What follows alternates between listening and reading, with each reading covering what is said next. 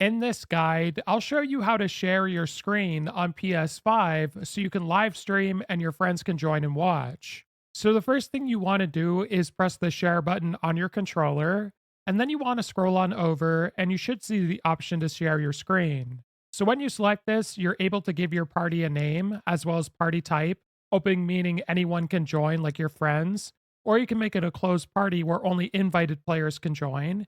You can also require a request to join, and you can invite your players here. And you also can set a player limit as to how many people can watch you play the game. So once you're happy with your settings, you can start your screen share, and you'll have to press OK here. You will have to have a decent internet connection to ensure that this is going to work properly. And here you'll see that I'm now starting to share my screen.